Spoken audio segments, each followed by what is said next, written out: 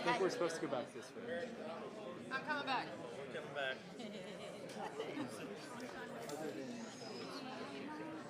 Hey, cuz.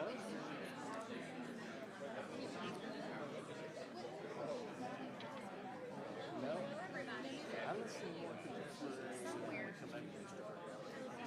We have the station back home.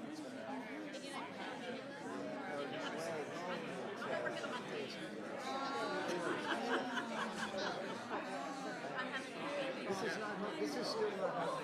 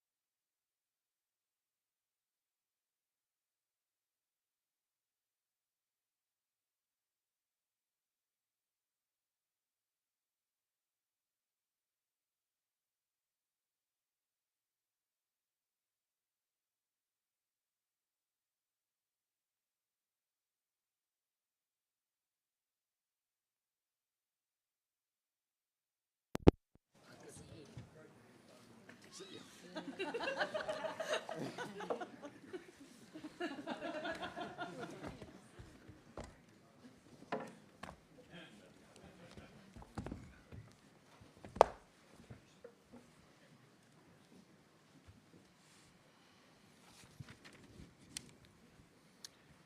want to thank everybody for being with us here today, and a very special thank you for Secretary Kennedy coming here to the state of Texas.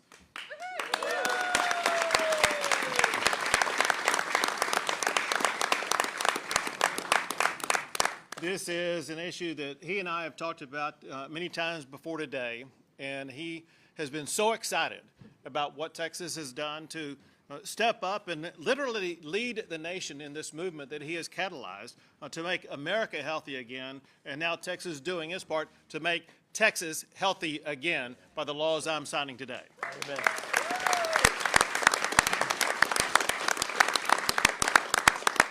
We know a lot of work has gone into this process. These bills I'm signing today would not have been possible without the leadership of the Lieutenant Governor Dan Patrick, without the Speaker Dustin Burrows. Some of the key authors of this legislation. We have Senator Kolkhorst here, Representative Lacey Hull there, Senator Hughes, Senator Middleton, Representatives Gerdes, Van Dever, and Harris-Davila. All of them and so many more play such a big role. And then all the people behind us. This is one of the most prolific bipartisan pieces of legislation that was passed this session. Doesn't matter if you're Democrat, Republican, whatever the case may be, every legislator in Texas wants to see Texas to be put on a pathway to be healthier. And these laws that I'm signing today chart that pathway. Before I do get to those laws, however, we got to be clear, because there was a reason why the pathway opened up for Texas to even be able to go down this road. And that's because of the effort that Secretary Kennedy began before he was secretary to galvanize an entire country, if not galvanize an entire globe, about the necessity of everybody living healthier lives. So thank you, Secretary Kennedy, for what you've done to step up in that regard. So making Texas healthy, it's not complicated. It's the usual stuff: eating right, exercising, doing the things that will help to prevent illness. Chronic diseases such as obesity and diabetes are due in part to ultra-processed foods, poor nutrition, and lack of exercise. Senate Bill 25 that I'm about to sign by Senator Kolkhorst and Representative Hull is known as the Make Texas Healthy Again Act. It promotes healthier living for all Texans by embedding nutrition education across K through 12 schools, higher education, as well as among healthcare professionals. To support informed consumer choice, Senate Bill 25 requires clear labeling on packaged food products that contain ingredients that are banned in many other countries. In addition to Senate Bill 25, I'm going to sign Senate Bill 314 by Senator Hughes and Representative Harris-Davila. It prohibits schools that participate in the National School Lunch and Breakfast programs from serving foods with additives that are linked to disease, diabetes, and obesity. Then there's Senate Bill 379 by Senator Middleton and Representative Gerdes. It prohibits SNAP benefits from being used to buy sweetened drinks and candy. Taxpayer dollars should not be used to fund chronic health problems in our state.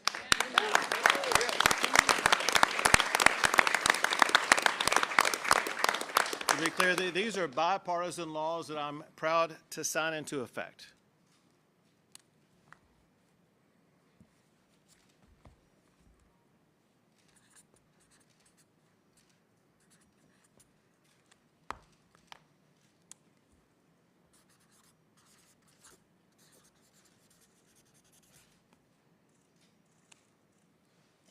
For you.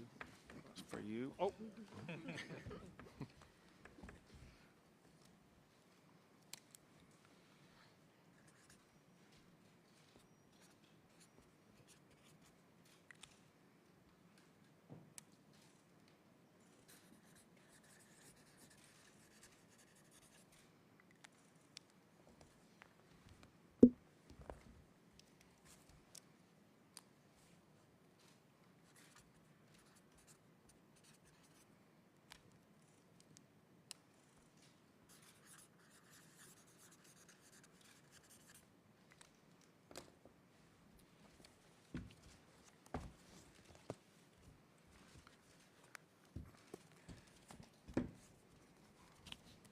Texas is on the pathway to being even more healthy going forward.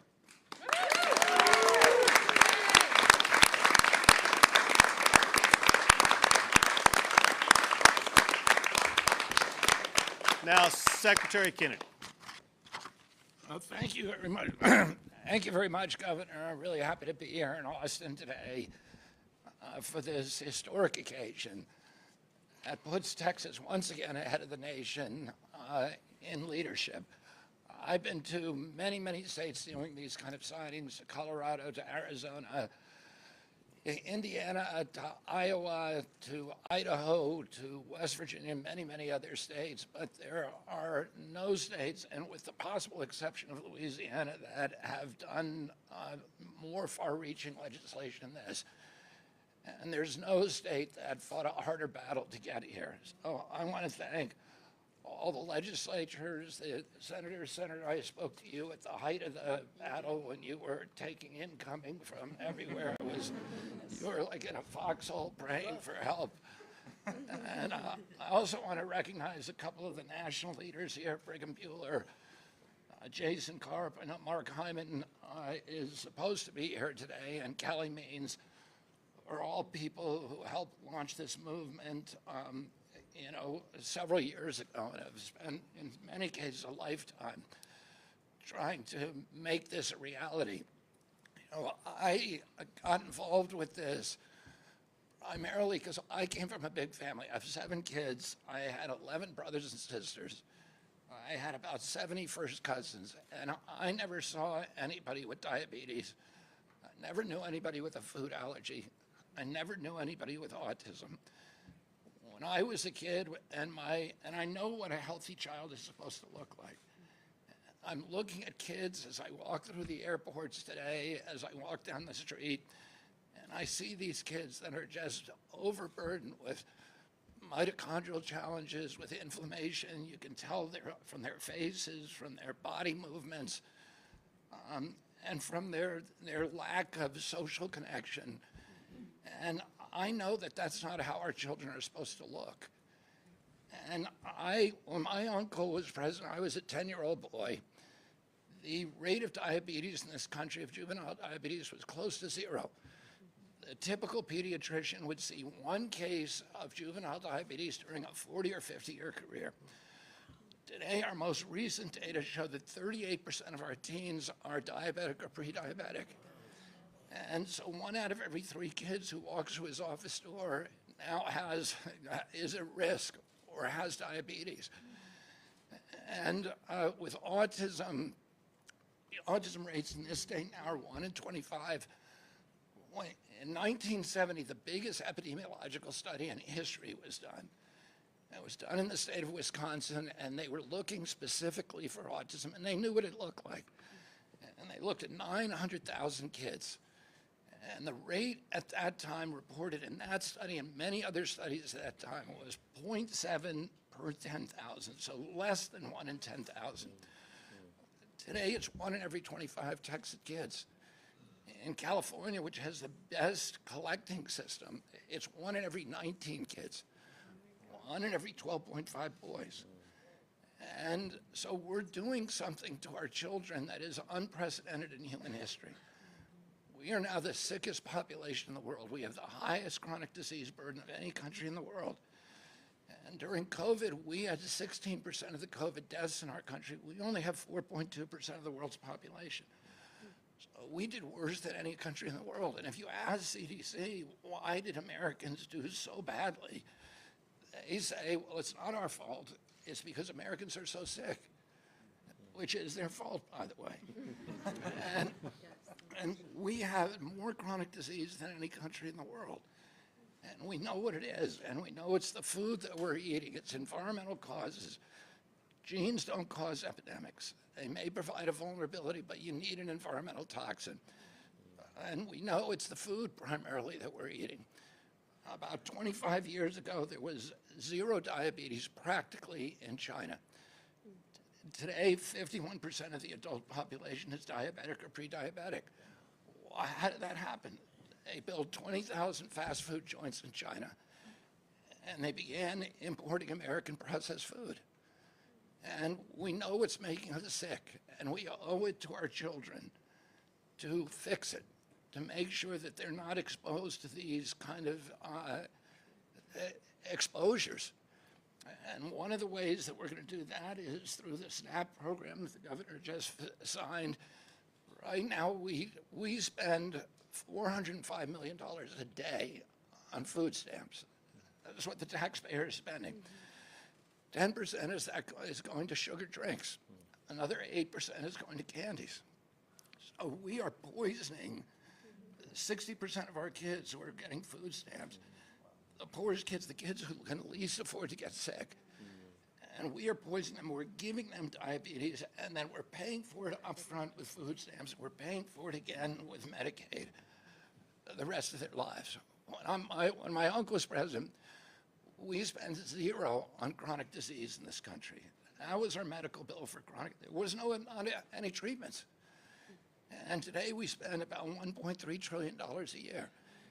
It's bankrupting us. It's a national security issue, one, because the economic hit to our nation makes us poorer, less able to defend ourselves, less powerful, less influential around the globe.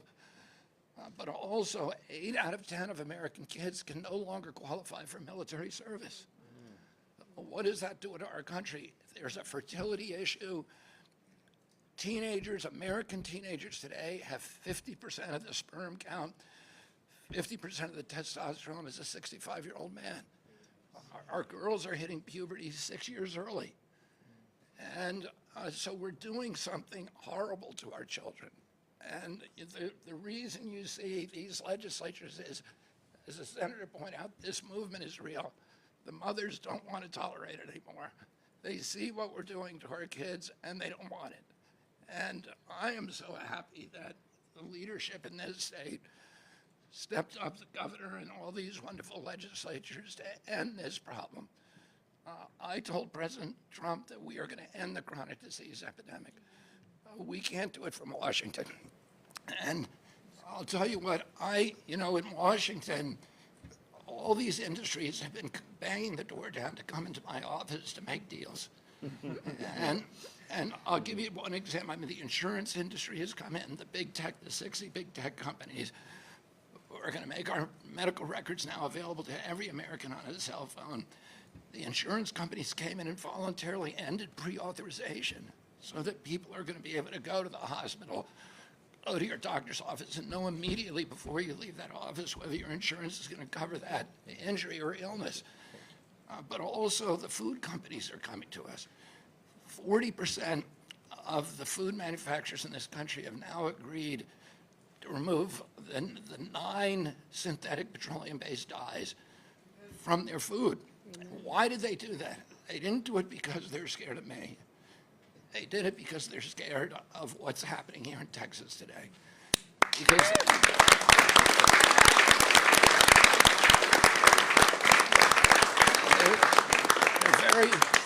they're very candid about that. They said, we can deal with any kind of certainty. The one thing we can't deal with is a patchwork of different legislation in all these different states. And they say to me, save us from that, whatever you do.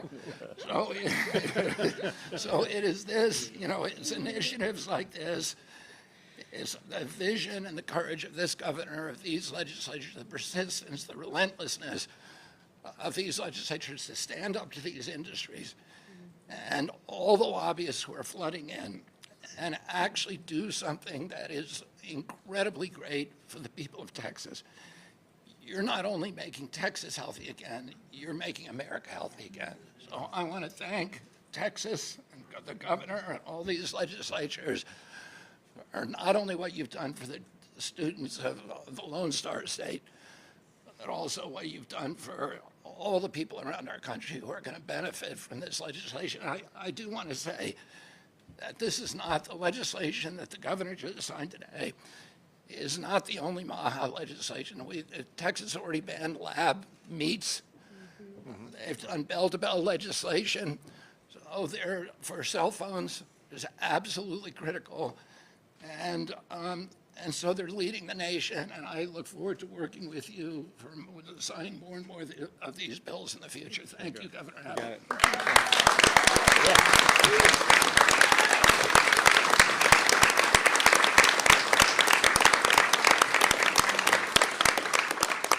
Y'all, please, one more time, give it up for Secretary Kennedy.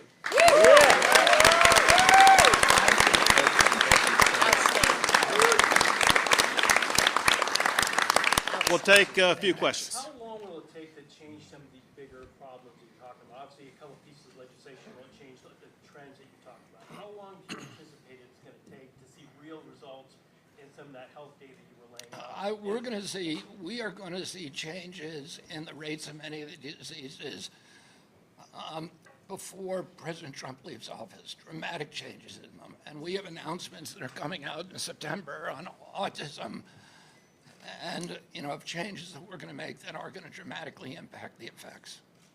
And how do you track the success of these bills? Do you have a mechanism in there to make sure that they're actually being applied properly? Well, we're going to track it at the CDC. We're actually doing, you saw it during COVID, you saw this data chaos from CDC. And the lack of transparency and the confusion and the deliberate confusion in many cases. And we're ending that now. So we're actually going to be able to gauge whether or not Americans are going to get healthy again. And this kind of legislation is going to show dramatic results very, very quickly. Anybody else? The House, a lot of them behind you, just passed a bill to legalize over-the-counter ivermectin here in the state. Where do you see yourself trying to push for that? I think it's a really good bill. I think Americans should have the choice. One of the things, one of the policies of the federal government after President Trump left office, because as you remember, President Trump was in favor of ivermectin and hydroxychloroquine. After he left office, there was an effort to shut off any therapy that was not vaccine related, and to put people into this funnel, not allow choices. And in doing that, they got the state got between this sacred relationship between doctors and their patients that has been true since Hippocrates. The obligation of a doctor is to treat their patient. That's why we have confidentiality. You can say whatever you want to the doctor, and he's not allowed to tell anybody. And that is because that relationship is sacred. He's treating you. He's not treating all of society. Whenever we tell doctors that their job is to no longer treat that patient, but to treat all of society, that's when we get this kind of medical tyranny that is brutal and savage and merciless and lethal. And we need to return our medical profession to its obligation, not serving state interests or state agendas or political agendas, but to treating and healing their patients. Governor, talking about trials, now that this incident happened in Minneapolis, what is the message that you're having for the families that it happened in these difficult times that they are going through? What happened today is horrific and must be stopped. And we got to make sure that we keep dangerous people off the streets. Time for two more, folks. Governor, on ivermectin, can you talk about your decision to add it to the agenda this session since it hasn't been in the past special sessions? Sure. Well, for one, what was done by both the House is Schaffner here? Yep. Yes. Where's she at? So if I could just use a name, Representative Schaffner was the leader. What it takes to get a bill added after the original call is to show that you have the support in both the House and Senate to get it passed. And that's what Representative Schaffner did. And now the rest is history, because as I understand it, it passed out of the Texas House today. Yes.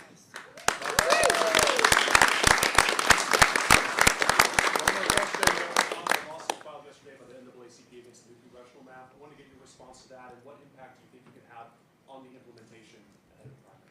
So fully expected, there's litigation. Obviously, there's ongoing litigation.